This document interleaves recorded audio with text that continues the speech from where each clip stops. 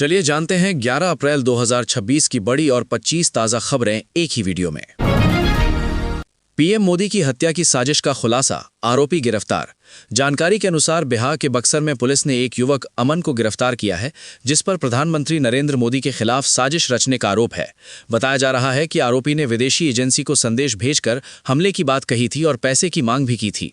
Police ने उसके पास से लैपटॉप और मोबाइल बरामद किए हैं और पूरे मामले की गहन जांच जारी है।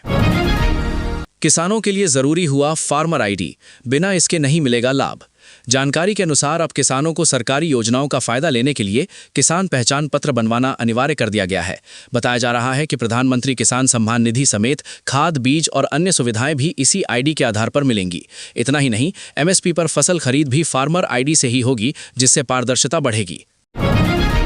विधानसभा चुनाव 2026 पहले चरण में रिकॉर्ड मतदान। जानकारी के अनुसार असम, केरल और पुडुचेरी में पहले चरण का मतदान शांतिपूर्ण तरीके से संपन्न हुआ, जहां कई जगह रिकॉर्ड वोटिंग देखने को मिली।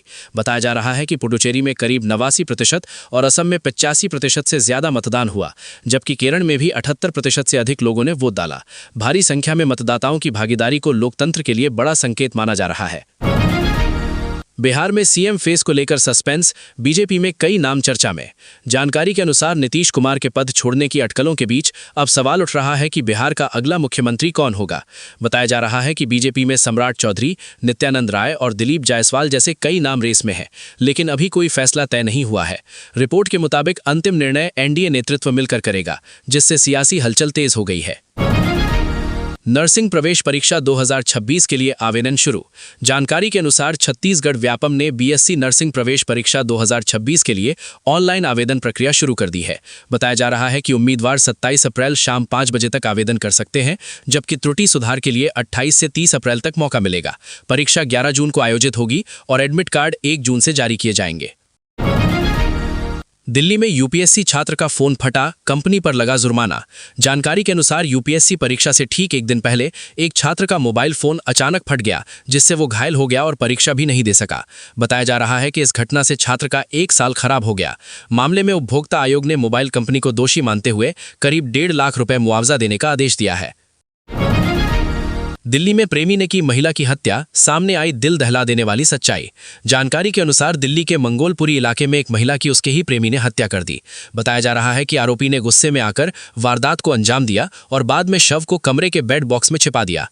पुलिस ने मुख्य आरोपी समेत अन्य लोगों को गिरफ्तार कर लिया है और पूरे मामले की गहराई से जांच जारी है। गैस संकट से बिगड़े हालात, बिहार लौटने लगे प्रवासी मजदूर। जानकारी के अनुसार एलपीजी गैस की कमी और बढ़ती कीमतों के कारण दिल्ली और मुंबई जैसे शहरों में काम कर रहे बिहार के मजदूर अब अपने गांव लौटने लगे हैं।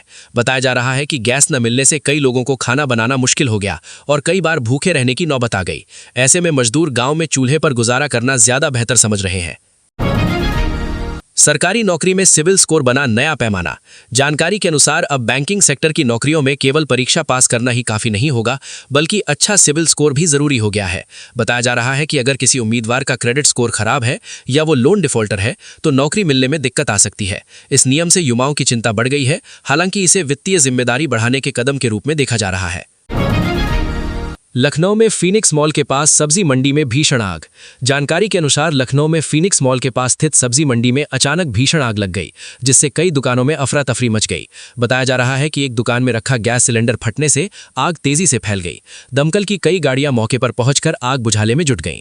राहत की बात यह है कि समय रहते लोगों को बाहर निकाल लिया गया और बड़े नुकसान से बचाव हुआ। हालांकि कई दुकानों का सामान जलकर राख हो गया। आगरा में एलपीजी संकट के बीच शादी वाले घरों को राहत। जानकारी के अनुसार गैस की किल्लत को देखते हुए प्रशासन ने बड़ा फैसला लिया है कि शादी समारोह के लिए करीब 10 सिलेंडर उपलब्ध कराए जाएंगे। बताया जा रहा है कि इसके लिए परिवारों को पहले से आवेदन करना होगा और मेहमानों की संख्या के आधार पर सिलेंडर दिए जाएंगे।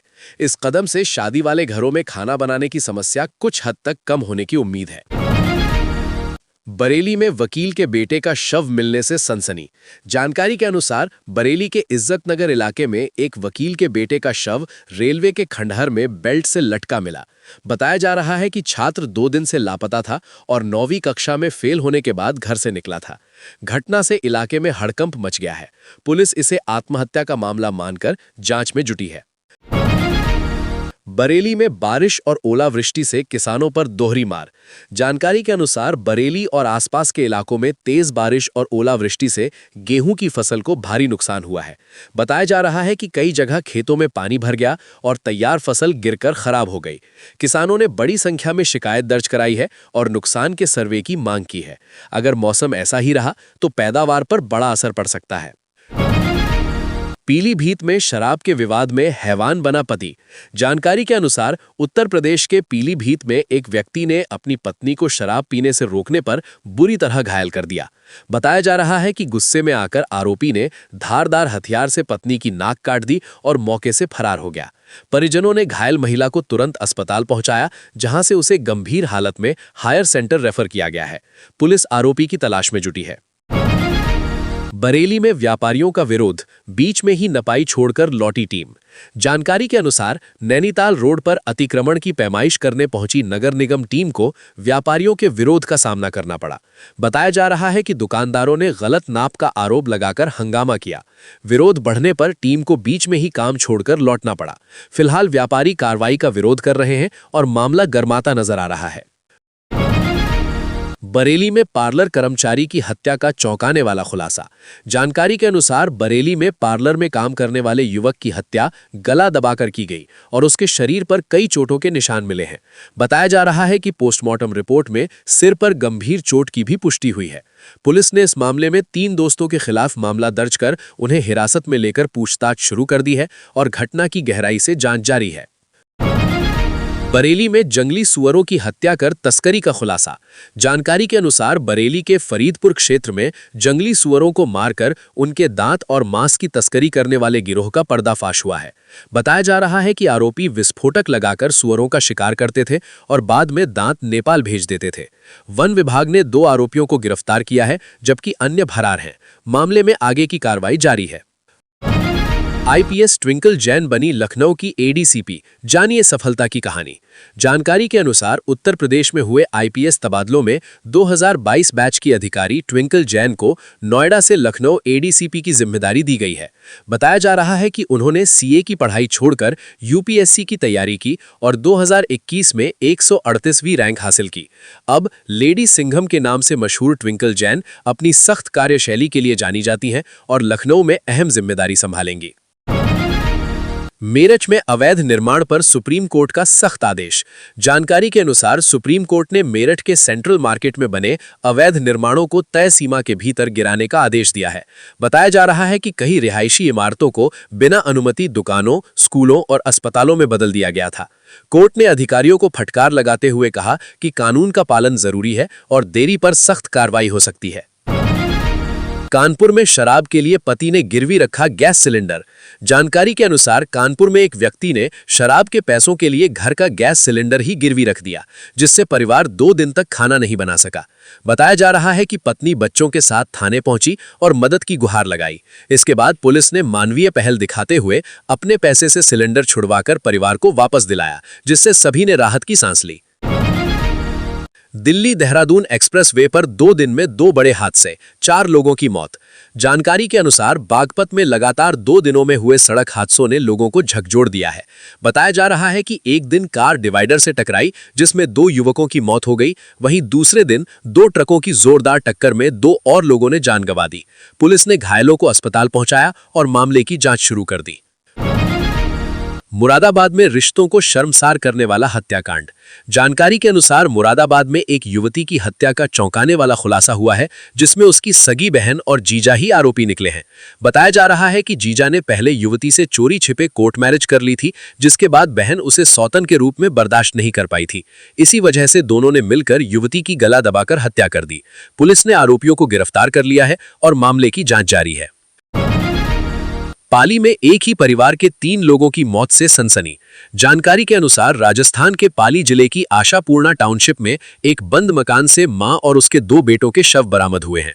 बताया जा रहा है कि घर से बदबू आने पर पड़ोसियों ने पुलिस को सूचना दी। मौके से एक सुसाइड नोट भी मिला है और प्रारंभिक जांच में मामला आत्महत्या का माना जा रहा है। फिलहाल पुलिस पूरे मामले की गहराई से जांच में जुटी है। आगरा में मां ने मासूम बेटी की हत्या कर पहचान मिटाने की कोशिश। जानकारी के अनुसार आगरा में एक दिल दहला देने वाला मामला सामने आया है, जहां एक महिला ने अपनी ही छोटी बच्ची को यमुना में डुबोकर मार डाला। बताया जा रहा है कि वारदात के बाद सबूत छिपाने के लिए बच्ची की पहचान मिटाने की भी कोशिश की गई है। पुलिस जांच में माही आरोपी निकली है और उसे गिरफ्तार कर लिया गया है। फिलहाल मामले की गहराई से जांच जारी है। नोएडा में बनेगा बड़ा हैबिटेट सेंटर, दिल्ली जाने की जरूरत खत्म होगी।